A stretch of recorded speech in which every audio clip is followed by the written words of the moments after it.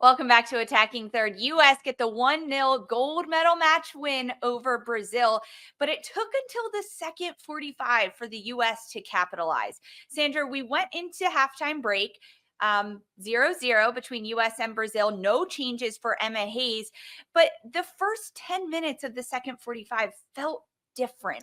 What was different for the U.S.? A halftime reset? Look, I'm desperate to know what came out of maybe the 4 to 5 minutes that the coaching staff maybe actually had to get into the ears of their starters, because I think at that point, for what we saw in the first half, you're thinking, oh my God, Brazil is just taking it to the United States. The midfield is absent. I mean, listening to you run down some of those passing stats, Lisa, tough day first half at the office for sure. 63% passing accuracy is not something you want to have as a midfielder, especially when part of your job is to be the connective tissue. So I'm assuming, because we don't exactly have that intel from France quite yet, that maybe part of halftime was hitting that reset button, ensuring that initial starting 11, that they were going to be trusted to get out there and get the job done. And maybe if you're a player and you're coming off of a first half like that, that's something that you need to hear, because the opening 10 minutes, 10 to 12 minutes of this second half was already giving a very different energy than what the United States women's national team had started the game with at opening whistle. They were a little bit more fierce. They brought a bit more bite. I think knowing that they had to play a bit more defensively and generate offensively through expelling so much defensive energy, having that knowledge and knowing what you know from the first half and building on it in the second half, they got off to that start immediately. And it felt like it was going to just take one moment, and it did. That's all it took in this second half. We got our one moment in the 57th minute. Mallory Swanson scores the game-winning goal for the U.S. Darian, this is one of my favorite parts of our recaps. Break down the goal for us. Let's go. I can do that. Yeah. All right. I am with Sandra. I think the halftime speech was, you rode the wave. You have all the confidence in the world. Brazil cannot maintain. Let's effing go.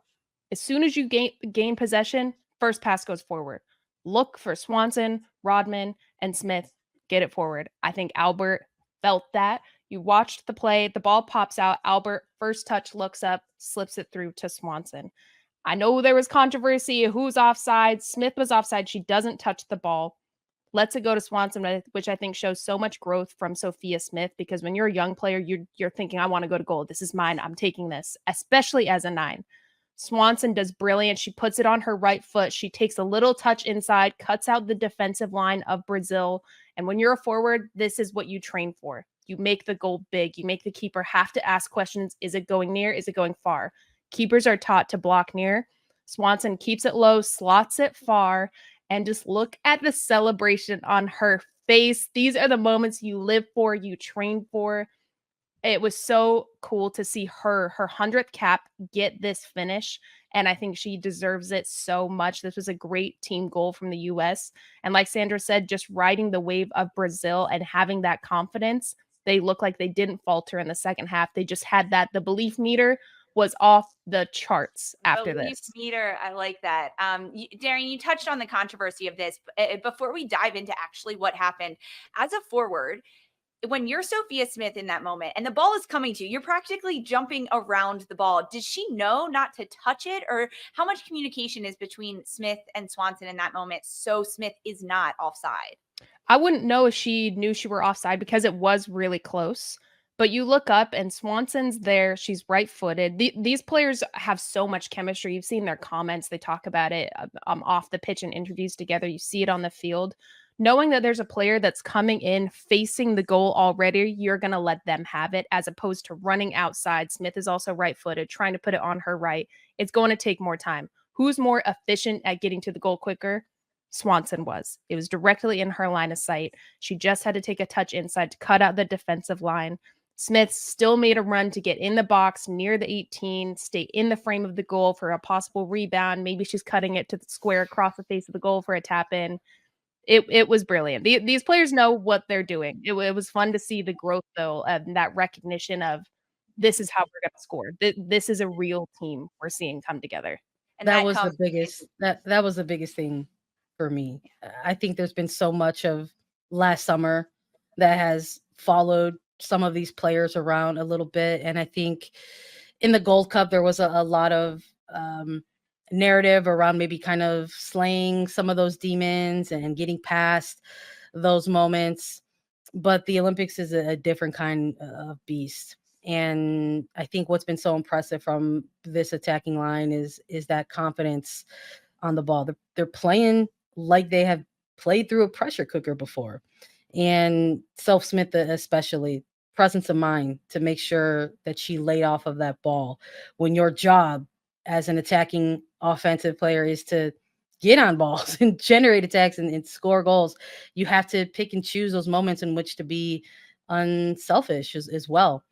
Incredible stuff from her today, and an incredible finish by Swanson. I'm not sure we get that goal and that not touch from Smith in the first match of this tournament. And that's a testament to Emma Hayes continuously playing these players together so that they can grow and have that chemistry and true understanding of being yin and yang and being the triple espresso up top, because it was a really close call. All the Brazilian defenders stopped on this play. Their hands were up. The commentators, everyone was like, well, this is going to be called back. Even me watching, I was like, from the naked eye, it looked like it. Shout out to Christina Uncle, who is a CBS Sports rules analyst. She put a tweet out there breaking down this play. She says, no touch on the ball by Smith. There was an opponent nearby. She interfered with their ability to play the ball, but it doesn't constitute an offside infraction. So this is a, quote, wait and see from the assistant referee perspective before they raise the flag to see if it's offside. And ultimately, Smith was deemed offside. However, she didn't touch the ball, and there was no offside infraction interfering with the play from Smith. So it is onside. US take the lead in the 57th minute over Brazil. From there, Brazil makes a couple of changes, including Marta coming in and Angelina, Sandra. So these are a number of different players that can change the game. Priscilla also coming in. And then it felt like a track meet. I was like watching the tennis match, my head going side to side. I was like, did we get to the track like final? Track ended yesterday. What are we doing? Exactly. Did we already get to these track finals? It was so open, Darian. Was there a moment of nerves there that, oh man, Brazil is going to equalize?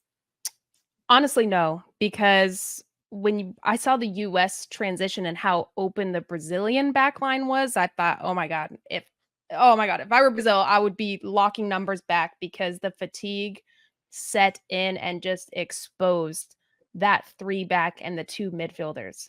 It was so easy for the US to just bomb a ball forward, be really hopeful. Even if they didn't get the first ball, there was a mistake made by the Brazilian backline where the US were able to pick it up. I had more faith in the US 1v1 defending, box defending, than I did Brazil, because I think they conserved their energy in a way that made sense in this final, knowing like, hey, we've gone overtime in how many matches? We have to be smart about where we're putting all of our energy forward. The US also were really smart, Emma Hayes, by pulling Trinity Rodman back, not sending her so high, knowing, hey, Brazil's sending so many numbers forward. We need you to be a little bit more defensive. This is your role this match. Be a more of a defensive forward. And I thought they executed it well. And Brazil just, they kind of shot themselves in the foot with it. They just looked so fatigued in the back. There were cramps happening. They had some injuries, which is really unfortunate. But it comes down to logging those minutes in those miles in the first half, where you were gassed and you just saw the lapses in their touches and decision making that just fell right into the US's palms, and they took advantage of it. I think we see it early. I think, yeah, you go in at halftime as USA and you maybe don't feel great about some of the stretches of that first half. But I think on the other side of that locker room, you have a Brazil side that maybe feels good about what they were bringing in that first 45, but they also didn't get the goal. And they also went up against a brick wall and Alyssa Nair, and they were generating and not connecting. And that also doesn't feel great at a certain time, especially when you're going up against, again, a very good offensive side that's having a great Olympic tournament. And to come out in the opening second half and the US to kind of find those areas to exploit very early, there were a couple of times where we ourselves needed to double check and say who actually got credited with an assist. I mean, if you go back and look at the replay, I almost can't believe that there was that much opening in a lane for Corbin Albert to exploit, to get this ball and connect with the attackers. So it was great heads up stuff and adjustments from Emma Hayes all the way to the players on the pitch.